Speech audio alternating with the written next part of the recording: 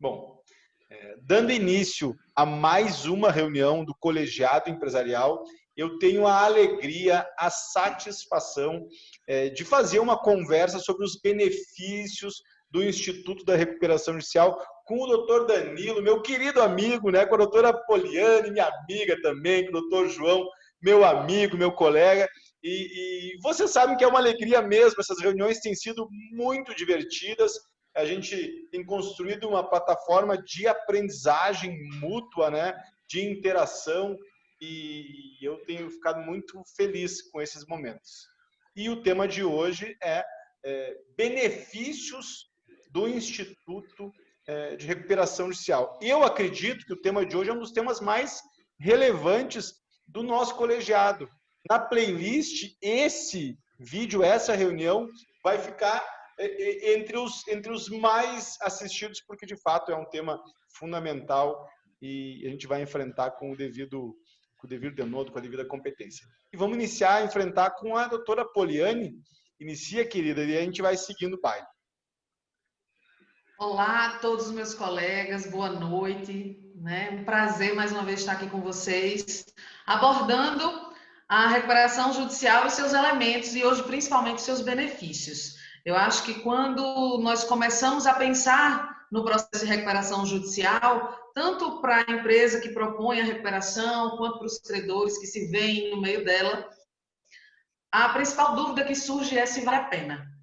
Se é realmente o melhor caminho a ser seguido. E ao longo dos estudos que nós vemos desenvolvendo nesses últimos meses, cada dia que passa eu só confirmo a produtividade que é possível alcançar em todo o processo de recuperação judicial para recuperar uma empresa em crise. Então, assim, como nós sempre falamos no colegiado, né, o objetivo principal é o soerguimento da empresa. O empresário que se vê ali sem sossego, sem tranquilidade, que está perdendo as noites de sono, os credores todos em débito, e a sua empresa indo definitivamente para o pior caminho, que é a falência. A alternativa que a lei propõe é a recuperação judicial, um processo aparentemente complexo, cheio de requisitos, onde a empresa tem que se colocar diante de todos os seus credores de uma única vez, e ali, diante desse momento aparentemente frágil, ela vai ser colocada à prova, né? Toda a sua resistência, se ela vai de fato conseguir se reerguer, é tudo colocado em xeque num único processo que vai reunir todas as suas outras cobranças, execuções, tudo para, e somente a recuperação judicial segue. Então, o impacto realmente é muito grande. Eu imagino que para os nossos clientes, sejam empresas, sejam como colegas advogados que estão enfrentando esse processo, as dúvidas não param de surgir. Mas hoje nós pretendemos esclarecer todas elas, tratando benefício por benefício.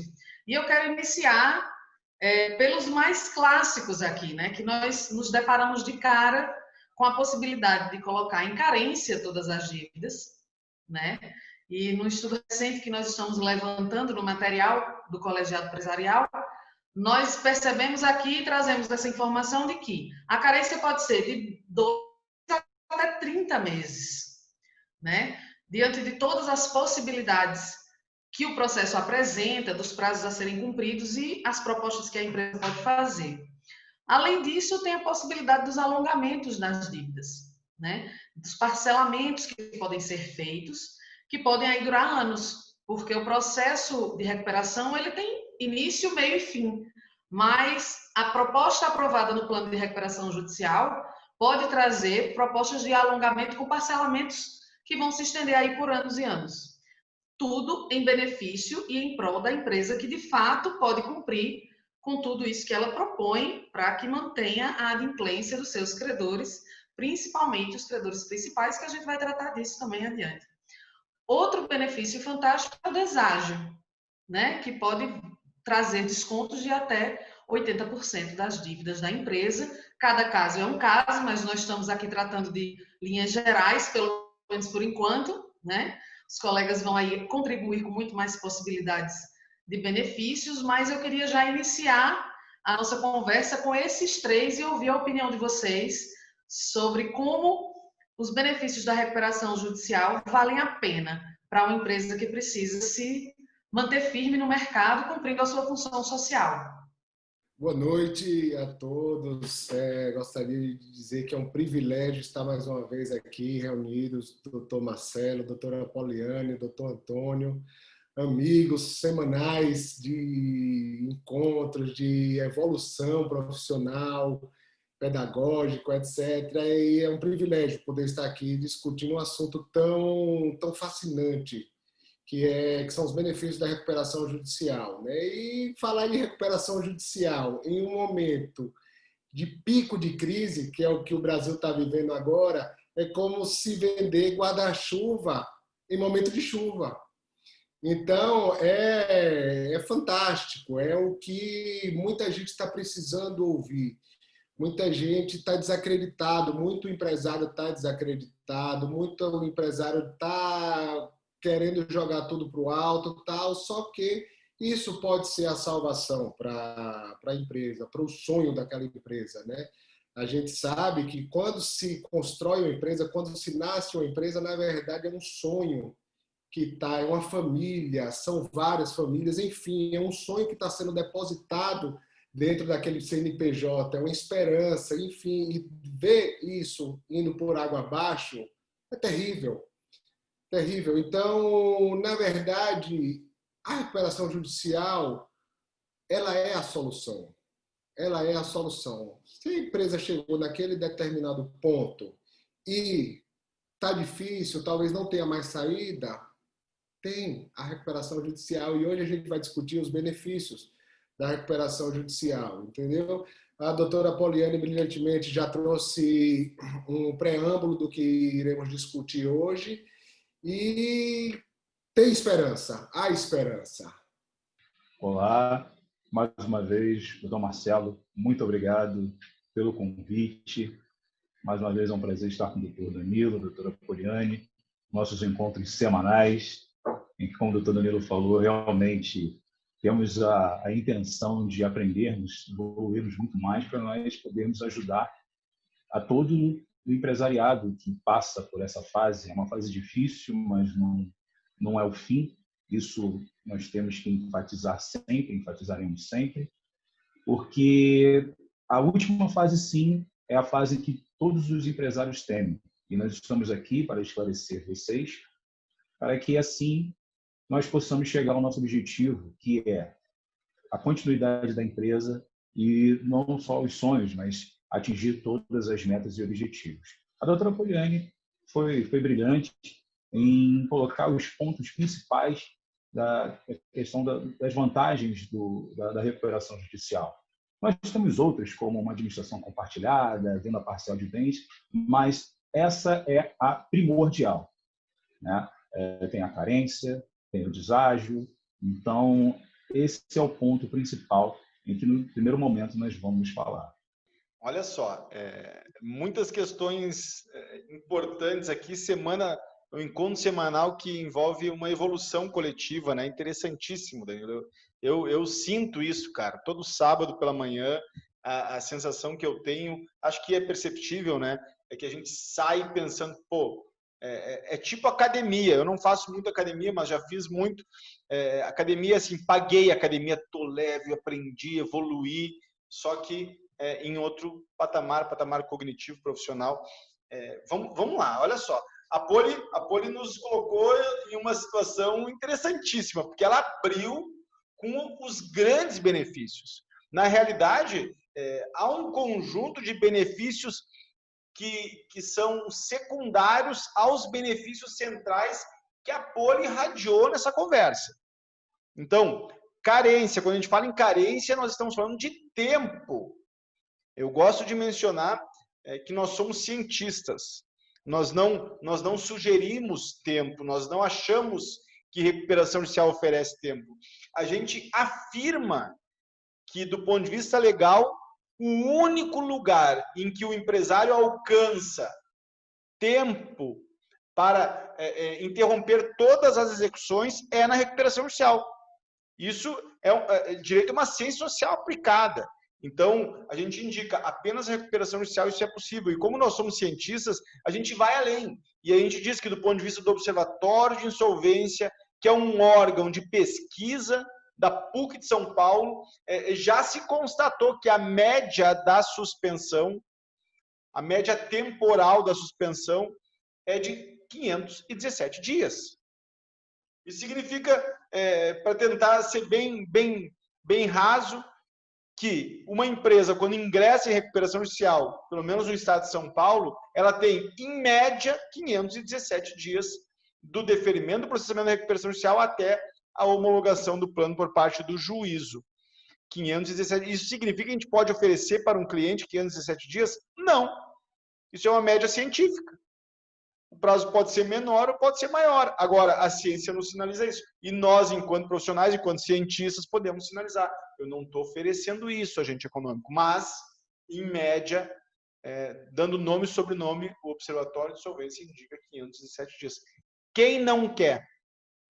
Qual é o agente econômico que não quer 517 dias, em média, para fôlego, para respirar, para organizar um plano de recuperação compatível com a sua viabilidade econômica, né? Então, esse é um benefício fundamental. Eu costumo dizer nos conteúdos que produzo que o tempo é o coração da recuperação judicial, porque é através desse direito previsto no parágrafo 4º do artigo 6º da Lei 11.101 que se verifica o sujeito ter condições de soerguimento. E aí, vamos imaginar o seguinte, eu nem vou falar dos outros, porque a gente vai seguir conversando, mas vamos imaginar o seguinte, nós somos empresários, temos 2, 3, 4, 5, 6, 10 milhões de execução distribuídas. Como a gente vai conseguir pensar na operação? Vamos colocar só 5 milhões. Como eu vou conseguir pensar, quando eu estou no escritório de trabalho lá de gerência, de gestão, como eu vou conseguir me preocupar em operar mesmo no objeto social da minha empresa com essas execuções em andamento? Como eu vou conseguir administrar o fluxo de caixa? É impossível. É impossível.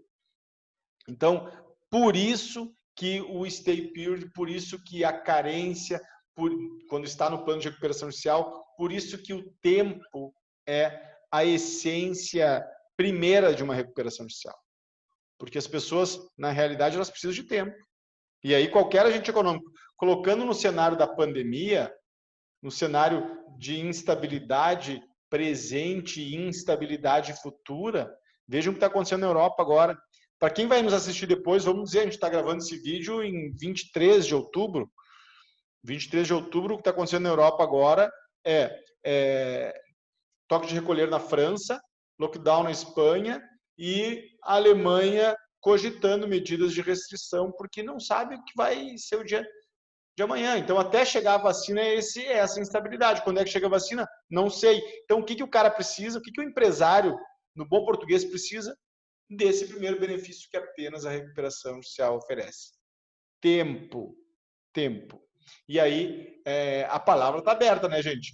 Sigam comigo, porque vocês sabem que eu vou ficar falando enquanto não abrir o microfone.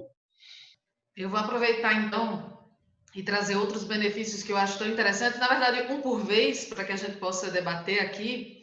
Mas, além das possibilidades, da possibilidade da carência, né, do stay period, como o Marcelo falou, a possibilidade dos descontos nas propostas de pagamento, que chamamos de deságio, né, a possibilidade também de alongamento através de parcelamento das dívidas. Tem um ponto que eu acho de extrema relevância, que é o concurso de credores.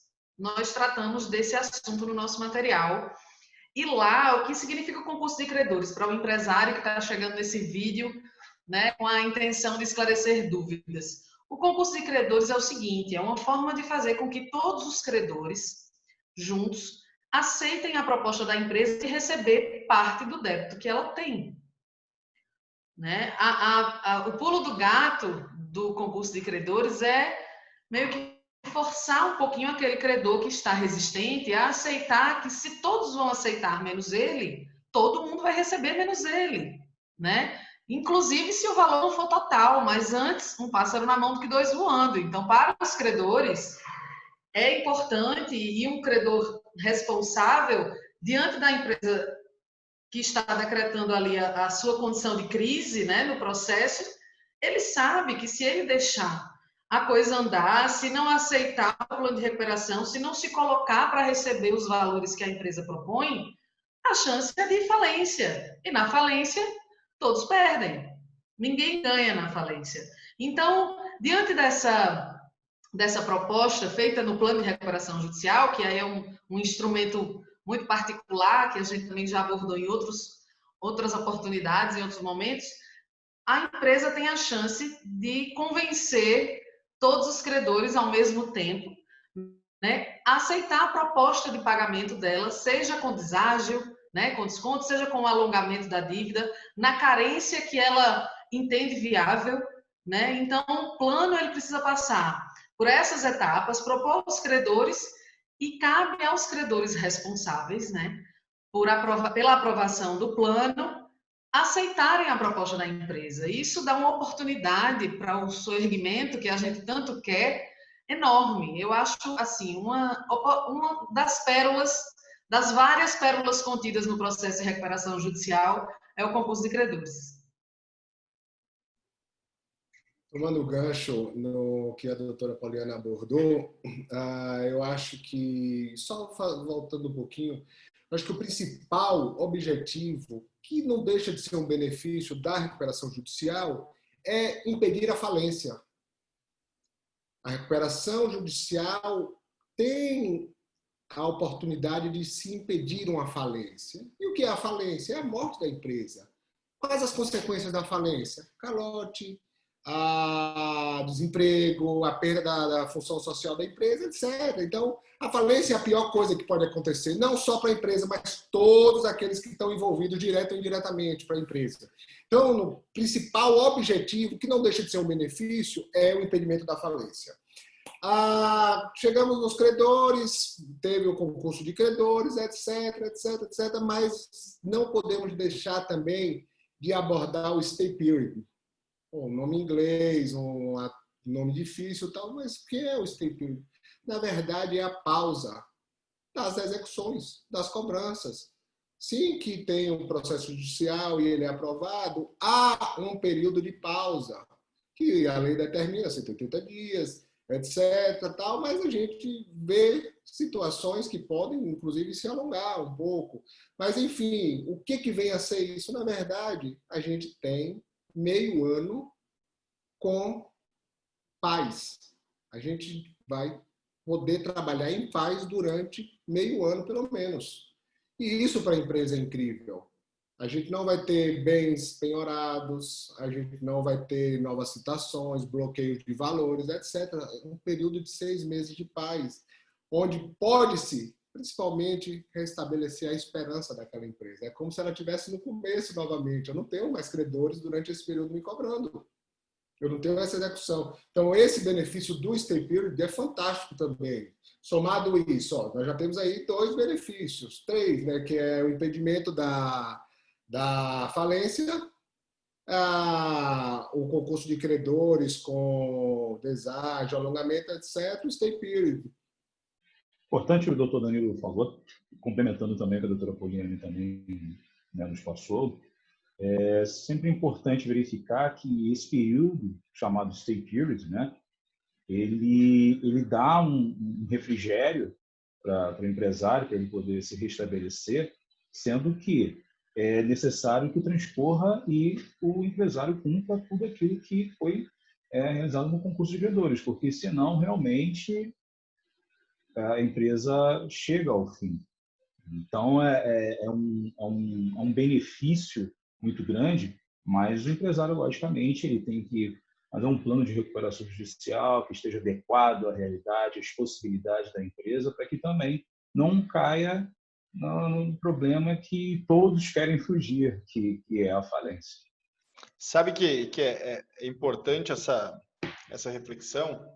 Eu vou chamar vocês pelo primeiro nome e vocês me chamam pelo primeiro nome, tá bom? Senão nós vamos ficar com doutor. Olha só, é interessante essa reflexão, Antônio, pelo seguinte: recuperação judicial não é aventura jurídica.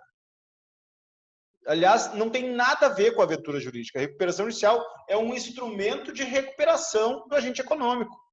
Então, de fato, se não há condições de suerguimento, se não há operação, se não há viabilidade econômica, não há razão para pensar em recuperação judicial. Agora, os dados que a gente tem em mãos nos permitem afirmar que a grande maioria das empresas endividadas, e grande maioria, eu não tenho percentual aqui de cabeça, mas eu acho que é até intuitivo chegar à conclusão que eu vou aqui expressar, a grande maioria foi gravemente afetada pelo cenário econômico, não por dificuldades inerentes à operação ou por dificuldades inerentes ao mercado em que atua. Eu posso dar exemplo de restaurantes muito atuantes, com uma cartela de clientes substantiva, se viram, em razão de uma pandemia, de uma crise sistêmica, se viram afetados no seu fluxo de caixa por 2, 3, 4, 5, 6 meses. Não tem viabilidade? Claro que tem. Tem mercado? Claro que tem, mas em razão de um cenário francamente adverso e com poucas analogias históricas, a nossa geração não viveu nada parecido, não teve nada parecido nos últimos 30, 40, 50 anos, tanto que o pessoal faz analogia com a gripe espanhola de 1919, 1918, de 90 anos, 100 anos, na verdade, né? Então, é difícil. E aí a empresa é viável, não é aventura jurídica. Eu queria chamar a atenção sobre o deságio. Ontem, não sei se vocês perceberam, eu dividi com vocês no canal do Telegram uma questão sobre o deságio.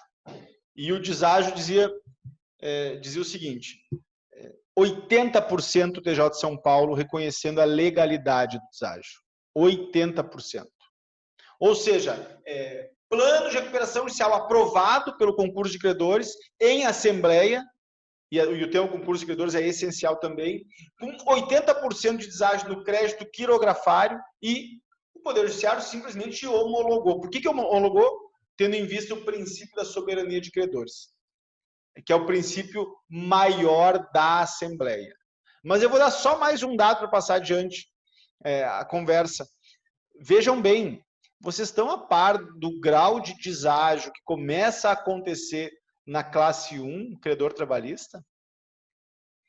Quando nós começamos o treinamento avançado em recuperação judicial, eu estou falando em março de 2020, não existia, Danilo, uma flexibilidade com relação aos créditos trabalhistas.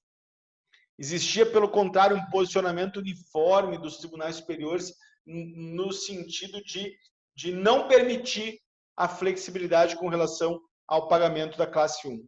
Todos deveriam ser pagos integralmente em até 1 ano, na forma do artigo 54. Agora, o artigo 54 fala que os créditos trabalhistas devem ser adimplidos em até 1 ano. Não fala se devem ser integral ou parcialmente adimplidos. Por causa disso, se vocês visitarem as decisões recentes do Tribunal de Justiça de São Paulo, já está, eu entendo que sedimentado, o posicionamento de que pode ter deságio na classe 1, deságio bem substantivo. Decisão de ontem que eu acessei, 50% de deságio da classe 1, credor trabalhista. Ou seja, a classe 1, que não tinha sido chamada para o jogo da recuperação judicial, a classe 1, cujos advogados ficavam distantes, olhando a recuperação judicial, para ver o que acontecia, esperando homologar o plano para receber 100%, a classe 1 está sendo chamada para o baile. Ou ela aprende a jogar, ou o trabalhador entende essa lógica, ou, de fato, o deságio também vai se afirmar na classe 1. E aí eu entendo que alguém me diga, mas Marcelo, é justo? E eu respondo para quem faz essa pergunta, é claro que é justo. Porque a alternativa, como nós colocamos, isso não é uma figura de linguagem, não é uma figura argumentativa, a alternativa é a falência. Hoje de tarde, eu e o Bruno estávamos no fórum discutindo sobre uma falência específica que a gente atua como AJ. A falência está, em razão da pandemia, processo ainda físico, ela está parada há quase 1 ano. E os credores estão fazendo o quê? Nada. E os trabalhadores estão aonde? Em outros lugares, mas não estão trabalhando. E os caminhões que integram a massa falida estão aonde? Estão parados. Então, a falência não é um mal porque a gente acha que é um mal. A falência é um mal porque, na realidade brasileira, ela destrói os ativos de um determinado segmento, de um agente econômico, né? E encerra os empregos. Aproveitando o gancho, Marcelo, o que a gente tem percebido aqui no dia a dia forense, no dia a dia processual, no dia a dia de escritório, é que o credor também está se adaptando à nova realidade. Então, antigamente, a gente chegava para um credor, via uma situação dessa, por exemplo, vou dar o exemplo do credor trabalhista. O credor trabalhista, ele é soberano na cabeça dele. Pô, toda a legislação me protege. Eu tenho verba de natureza alimentar. Eu sou prioridade no processo de recuperação judicial. Então, eu sou soberano. E o que estava acontecendo? Às vezes, um recebia, os outros não. Focava naquele primeiro e a gente não conseguia resolver os outros. E isso foi até o segundo ou terceiro que não recebeu, hoje ele já entende de maneira diferente. O advogado que o acompanha também entende de maneira diferente.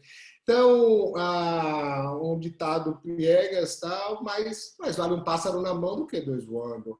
É melhor eu receber 50 do que eu estar prometido de 200 e não receber os 200.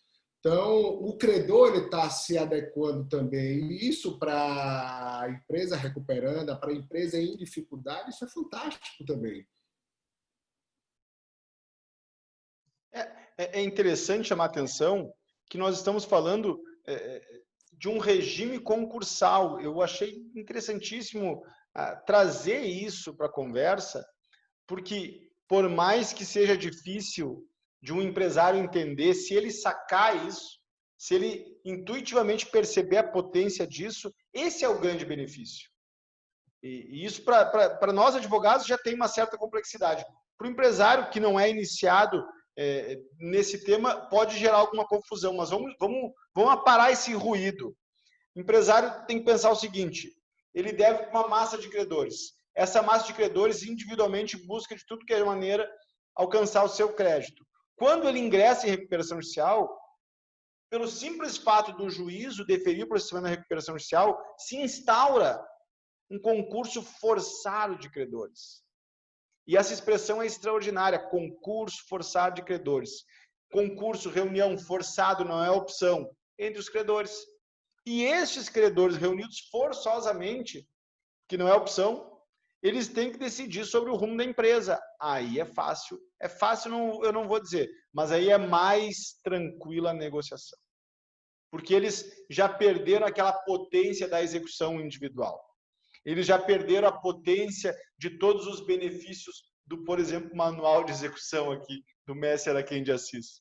Eles perderam esses benefícios. E agora eles se submetem a um regime cuja principiologia, isso é fantástico, não é a satisfação dos créditos. A principiologia é o soerguimento do agente econômico. O artigo 47 preserva o interesse dos credores, preserva os empregos, preserva a operação, porque tem por fundamento maior o soerguimento do agente econômico. E tudo isso, que coisa louca, né? Tudo isso está intimamente ligado ao regime concursal.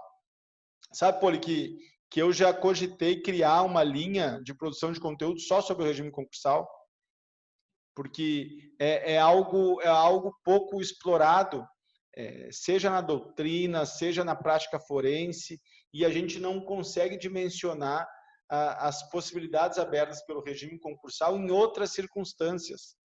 Na recuperação judicial a gente está sinalizando aqui, mas tem outras circunstâncias que um concurso de credores revoluciona a estratégia de soerguimento. A gente até pode conversar mais sobre isso no sábado. Um exemplo que eu gosto de referir, que a gente já fez aqui no escritório, é sobre o soerguimento de cooperativas.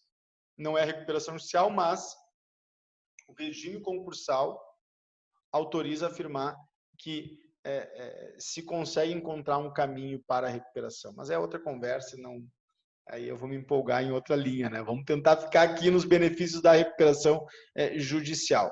E a gravidade do deságio vai depender das condições objetivas da empresa, né? Não quer dizer, o fato de a gente sinalizar que é possível alcançar até 80% de deságio, não quer dizer que a gente vai alcançar 80%. Não quer dizer. Quer dizer que é possível.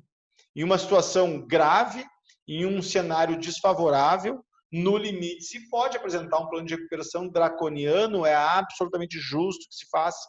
Mas essa não é a regra.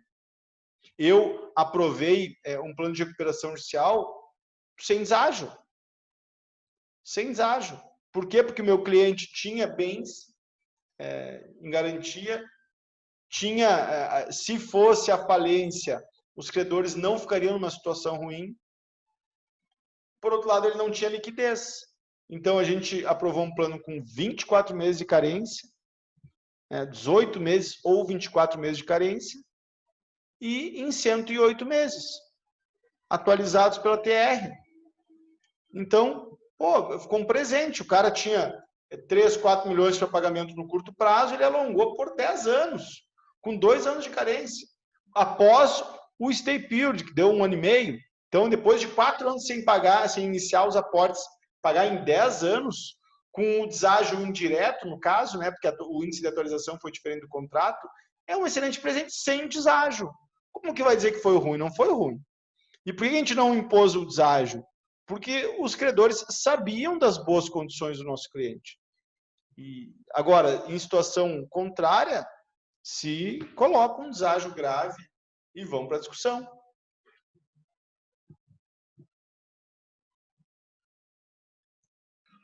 Marcelo, só voltando um pouquinho em relação à questão do deságio, né, na classe 1 dos trabalhistas, que nós não temos a intenção de passar pano, mas como o Danilo falou muito bem, essa questão ela ajuda muito ao trabalhador, porque muitos, milhares, e nós não temos a menor ideia do que vai acontecer daqui a um ano. Como você lembrou bem, nós estamos vivendo, vamos colocar assim, a humanidade, a segunda onda dessa pandemia, e nós não temos a menor ideia do que isso vai resultar, né? Nós temos informações da OMC que até junho de 2021, 1/3 do comércio vai desaparecer no mundo. Então, é muito importante que é melhor que o trabalhador ele venha a receber algum valor, não um valor que é justo, porque principalmente só ele que pode saber o quanto que ele trabalhou, o quanto que ele se dedicou. Entretanto, até mesmo para que haja a manutenção não só da empresa e, quem sabe, dependendo da situação, até vir a ser readmitido ou em alguma situação como essa, ele receber alguma coisa, porque é bem simples, por mais que seja doloroso, porque a gente mexe logicamente com a emoção, né? Trabalho ali do empregado, mas e quantas pessoas que trabalhavam durante anos e um belo dia, quando chega para trabalhar, a empresa está fechada e nunca mais recebe. Então, são questões que nós devemos colocar também em mesa na hora de decidir, porque há um folclore que, além do empresário de achar que nós vamos ajudar a fechar a empresa, os empregados eles têm um receio muito grande. Quem batalha, né, no campo trabalhista sabe muito bem, e isso traz uma indefinição, um medo e até mesmo já um preconceito de que simplesmente só para favorecer o empregador ou o empresário. E não é isso. Então, nós temos que também analisarmos esse ponto e tendo como de suma importância de que nós não estamos aqui simplesmente com os olhos fechados para o trabalhador. Pelo contrário, a nossa intenção é ajudar a todos os personagens desse cenário, a empresa, o empresário e o empregado. Pois é, Antônio, eu penso assim como você, que o propósito da recuperação judicial é tentar jogar o jogo do ganha-ganha. Ganha a empresa que permanece viva no mercado instável como o nosso. Nossa economia está aí à beira do caos. Nós estamos vivendo um momento de total imprevisibilidade e o caminho jurídico que nós vamos tomar daqui por diante para as empresas que estão vivendo essa crise é o da recuperação judicial, para salvar empregos, para salvar empresas, para salvar o mercado a que elas atendem, porque, na verdade, quando nós colocamos em jogo as possibilidades de benefícios na recuperação, nós estamos pontuando tudo isso. Os credores da primeira classe, os credores trabalhistas, a possibilidade dos créditos criográficos também serem honrados, mas também o processamento de alienação de bens, para que seja viável o pagamento desses créditos, de modo que a empresa consiga continuar operando e quase que reverter faturamento em lucro, para que assim ela possa honrar os compromissos do plano. Quando o processo de recuperação judicial está posto, as possibilidades mais óbvias são essas que a gente tratou aqui. Mas entre essas possibilidades, que é a do deságio, de revisão de valores de contrato, de taxas de atualização, de juros, enfim, de correção, o que está ali dentro dessa obviedade, na verdade, são essas pérolas, né? Que eu mencionei mais cedo, que é o que eu acho do concurso de credores, concurso forçado, como o Marcelo colocou, mas que faz com que cada caso se torne único, cada empresa dentro do seu plano, que é individual, né? Ele é pensado exclusivamente para ela, a cada administrador judicial que vai fazer análise e aprovação de créditos e credores e vai seguir com o que é necessário para o plano dar certo, mas só nos mostra que o caminho da recuperação é o ideal. Por quê? Simplesmente fechar as portas e abandonar os seus trabalhadores, como você bem disse, abandonar o mercado e ir embora sem pagar nada a ninguém é a solução que pode ser fácil, né? Para o empresário simplesmente baixa as portas e vai embora e todo mundo fica abandonado. Credores, funcionários, sócios que ficarem para trás e por aí vai. Mas o desafio da recuperação é justamente conseguir fazer com que todo mundo ganhe nesse processo.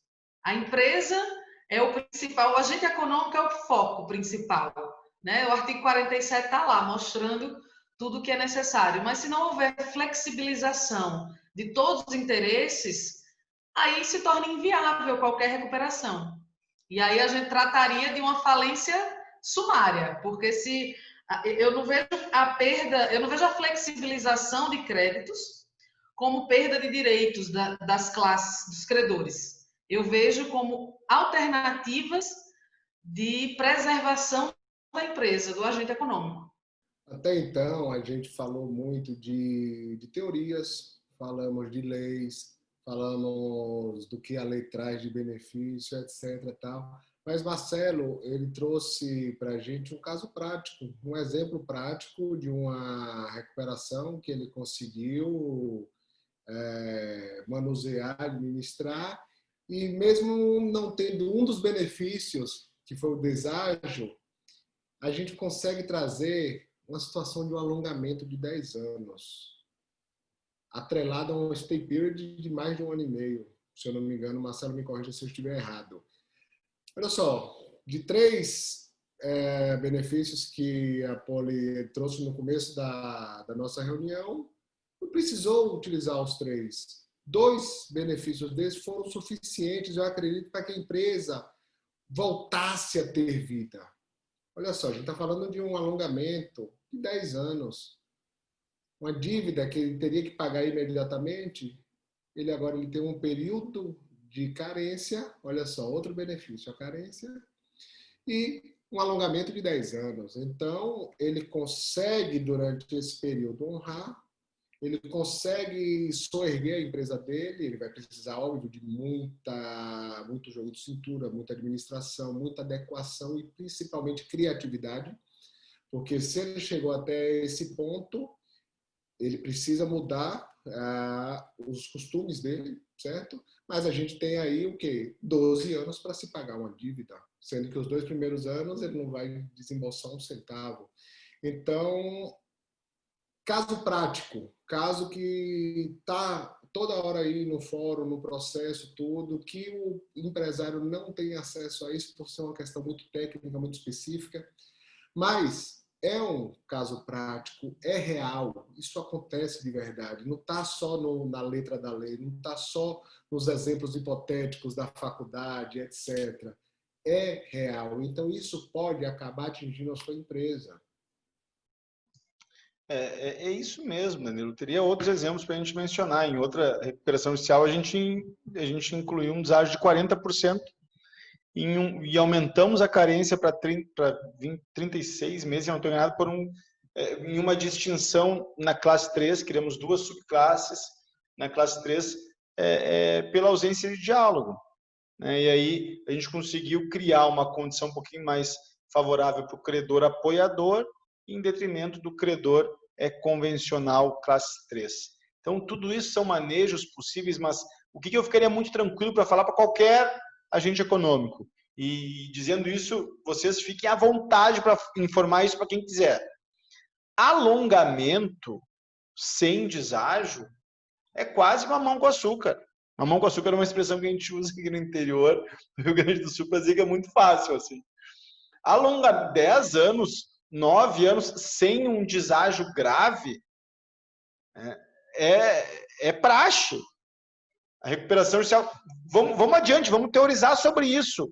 Se o credor se opuser a esse tipo de condição, é possível, inclusive, discutir a abusividade do voto do credor. Se o credor não tem prejuízo, apenas falando em alongamento, e for um credor classe 3 quirografário que não tem bens e garantia, esse credor pode ter o seu voto modificado pelo controle de legalidade do voto, tendo por crivo analítico a abusividade do direito do voto. Por quê? Porque é evidente que ele quer a quebra. E aí, qual é a análise que se faz sobre o voto abusivo? É a seguinte, o voto abusivo é quando o credor vota contrário a seus próprios interesses. É louco isso, mas é isso mesmo. Então, por exemplo, nesse caso especificamente, o credor quirografário não teria qualquer benefício em eventual falência, não receberia nada em eventual falência, mas vai receber 100% do seu crédito em 10 anos. Ou seja, em uma situação falimentar, ele ficaria em uma situação pior do que no plano de recuperação judicial. A abusividade do direito de voto, tem temas sobre isso, tem dissertações sobre isso, tem decisões judiciais enfrentando a matéria. Então, podemos falar com tranquilidade para qualquer agente econômico. Alongamento e carência é o script elementar de uma recuperação judicial. E sobre esses dois termos, a gente pode dizer no escritório gravado, nós garantimos que se alcança. Deságio depende. Eu tenho lido muito sobre esses deságios mais draconianos, assim, tenho lido muito mesmo decisões, especialmente de homologação de planos de recuperação judicial com deságios inacreditáveis, de 80%, por exemplo. Crédito trabalhista, deságio de 50%, por exemplo. São deságios que são gravosos, a gente entende isso. Sobre o que o Antônio estava mencionando de proteção ao trabalhador, nós não estamos em desacordo sobre isso. Na realidade, a recuperação judicial é o remédio para preservar os empregos. Por contraintuitivo que pareça com relação à classe 1, credor trabalhista, né? Mas, na verdade, é isso. A recuperação judicial é um instrumento que protege os empregos. E aí, o que eu percebo, me permitam fazer uma confidência, o que eu percebo do ponto de vista dos advogados trabalhistas é uma ignorância atroz.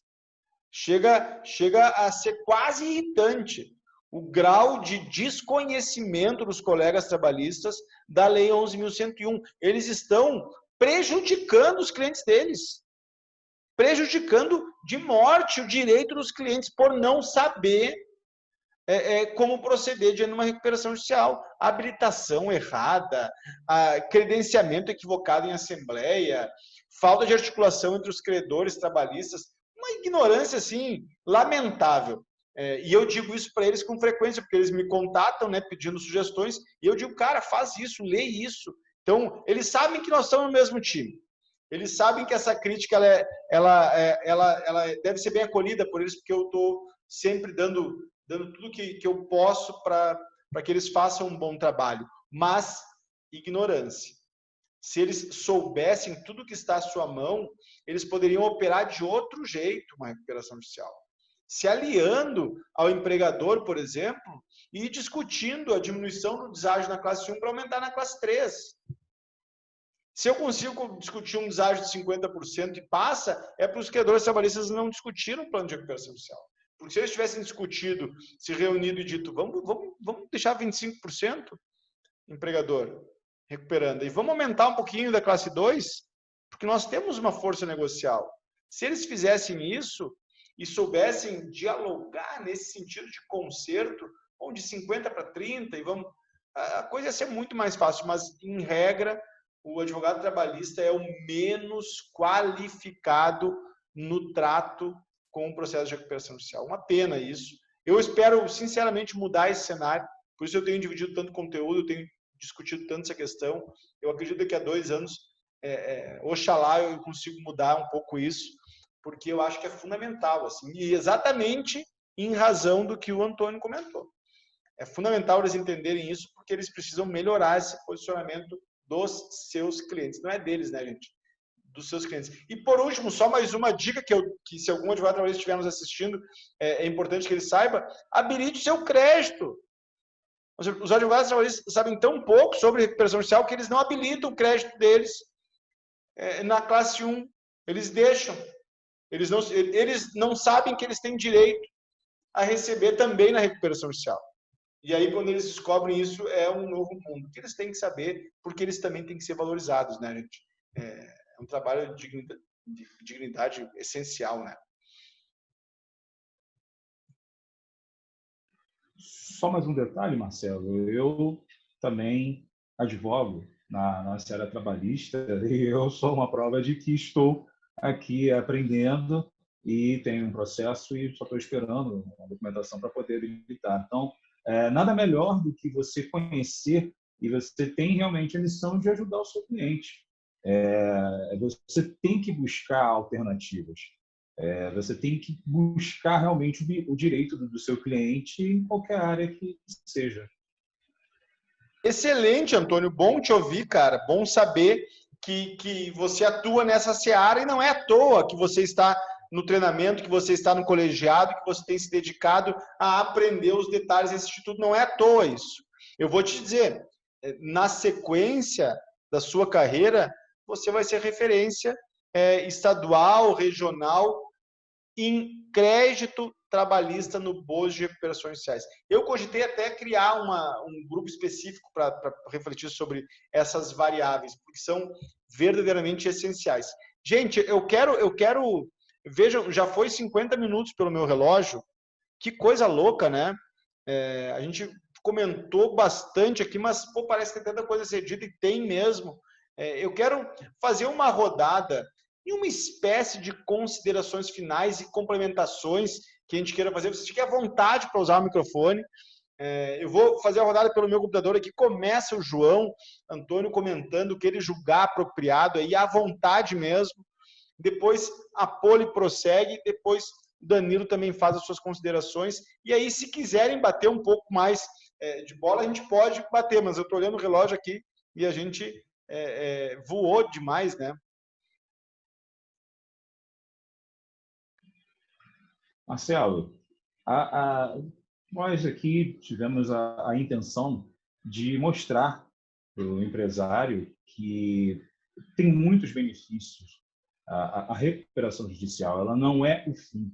Mais uma vez, insistimos em dizer que ela é o impedimento do fim, né? A falência, como você disse aqui muito bem, somente na legislação brasileira, realmente ela tem um peso muito grande. Então, para que isso não aconteça de vez, nós apresentamos aqui, como no colegiado, todo sábado, nós nos reunimos e discutimos, batendo papo, aprendemos cada vez mais, de que a empresa ela continue seguindo o seu caminho, seguindo o seu objetivo. E quando nós apresentamos em que um grande elemento é o alongamento para que você possa cumprir as suas obrigações, num período, num cenário normal, ou seja, um cenário de 16 de março de 2020, né? Um dia antes, aqui principalmente no Brasil, você já tinha, né, por N fatores que nós não temos aqui nenhuma intenção de julgar, mas as empresas elas já passavam por alguma dificuldade.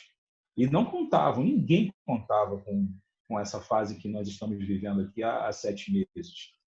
E já tinha um certo grau de dificuldade e tem essa condição. Agora, imaginemos essa situação agora e do que está por vir. Nós não temos a menor ideia. Então, só a questão do alongamento, e aí você junta a questão do deságio, da possibilidade, do percentual, como o doutor Danilo falou, da questão do stay period, olha, realmente, não sei se é um caso a pensar. Eu acho que a próxima medida é buscar o profissional competente para que possa auxiliá-lo. Exato, é isso mesmo. Antônio falou muito bem sobre as possibilidades de benefícios da recuperação judicial e eu queria só reafirmar que para o agente econômico que teme enfrentar o processo de recuperação judicial, que existem muito mais possibilidades de benefícios do que aquelas que nós tratamos aqui. Nós falamos um pouco sobre os principais benefícios, nos aprofundamos em alguns detalhes, mas cada processo é único. Cada possibilidade de negociação, de conversa com os credores, de elaboração de plano judicial é único. Então, o agente econômico precisa entender que a solução para a crise não está em simplesmente se render à falência. Existe uma solução viável para superar a crise econômica que nós estamos passando, preservar os empregos que a empresa oferece, preservar a função social dessa empresa, a sua dignidade, as suas atividades, através de um remédio jurídico pronto. A recuperação judicial está aí como um processo que soluciona a vida da empresa, do empresário, aquele agente econômico que está sofrendo hoje com essa imprevisibilidade que nós temos ainda que encarar pela frente, mas que a lei está favorecendo a preservação dessas empresas. Algumas mudanças na legislação estão acontecendo para beneficiar esses agentes econômicos em crise. Nós não tratamos aqui sobre as novidades, mas ainda tem muita coisa acontecendo. Nós voltaremos para esse espaço ainda para tratar dessas possibilidades. E eu acho importante deixar registrado que o colegiado empresarial está aqui toda semana discutindo as possibilidades de enfrentamento à crise e de preservação das empresas desse país, porque nós estamos espalhados pelo país inteiro. Então, eu agradeço a vocês a oportunidade de falar mais uma vez sobre isso e boa noite a todos. Pois é, gente. Vocês não sabem o privilégio que é poder estar aqui com vocês, uma turma tão capacitada, tão gabaritada, para tratar de um assunto tão delicado. Marcelo, Poliana, Antônio, muito obrigado por tudo, muito obrigado pelo privilégio de estar com vocês. E você que assiste esse vídeo, seja você empresário, seja você amigo de empresário, seja você advogado de empresário, enfim, você conhece alguma empresa que está passando por muita dificuldade, está a ponto de deixar de existir, a ponto de falir, lembre-se que tem uma última carta na manga, tem uma solução, tem um remédio jurídico para isso. Se a empresa está aí, chegou nesse ponto, é porque a gente acredita que, na maioria dos casos, os demais remédios jurídicos já foram utilizados e sem sucesso. Então, você que assiste, você precisa entender que a recuperação judicial é um remédio fantástico e ela pode devolver a vida da sua empresa. Ela pode impedir que sua empresa, ou a empresa do seu conhecido, ou a empresa do seu cliente venha a falir. E, como já discutimos aqui, pelo menos 3 grandes benefícios está garantido. Seja ele a carência, seja ele o alongamento, seja ele o deságio. Carência para o pagamento da dívida. Alongamento seria o período que a gente pudesse estender essa dívida, enfim, o deságio, um desconto dessa dívida. Então, como a doutora Poliane falou brilhantemente, além desses 3 benefícios, existem mais, porque cada processo é único. Mas quando se pensar em recuperação judicial, já pode ter a certeza de que pelo menos 3 benefícios você vai ter. Então, não desista, não jogue tudo para o ar. Eu acho que você ainda tem chance de lutar e tem chance de devolver a vida da sua empresa. Muito obrigado a todos. Excelente, gente. Olha só como o tempo passou rápido mesmo. Eu estou quase constrangido com esse tempo que passou sem a gente perceber, assim. Eu gostei muito de saber, Antônio, que você trabalha na área do direito laboral. Acho que tem muitas contribuições para a gente fazer dentro do próprio colegiado com relação a estratégias nessa área. Quem sabe um dos caminhos que a gente possa trilhar em breve seja pensar em algumas segmentações do colegiado, né? Pensar algumas discussões mais de nichos distintos para a imersão. Semana passada, para vocês terem uma ideia, a gente discutiu sobre a recuperação do crédito tributário em sede de recuperação judicial. E aí, o Francisco e o Maricel nos deram uma aula que interessantíssima. Agora, a gente enfrentou os benefícios principais do processo de recuperação judicial e eu ouso dizer que teríamos como ficar pelo menos mais 2 horas discutindo essas questões. Pelo menos. Porque está sobrando, né? A gente está à vontade aqui para prosseguir. Mas o tempo é curto e também a gente não quer esgotar a atenção de quem está nos assistindo. Mas é importante sublinhar, do ponto de vista do direito do trabalho, que a proteção do emprego passa, no regime social que a gente vive, passa pela preservação do agente econômico, né? Essa é a grande verdade. Então, e como se preserva o agente econômico? Se preserva através do remédio previsto na Lei 11.101, lá no artigo 47. Então, é uma satisfação mesmo essa conversa. Obrigado, gente, por vocês aceitarem esse convite. Eu fico sempre, e vocês sabem disso, eu fico sempre honrado em ter esse convite aceito e essa vontade de trocar, essa vontade de ensinar, como vocês bem fizeram, essa vontade de aprender, que vocês também revelaram e que eu nutro no meu dia a dia.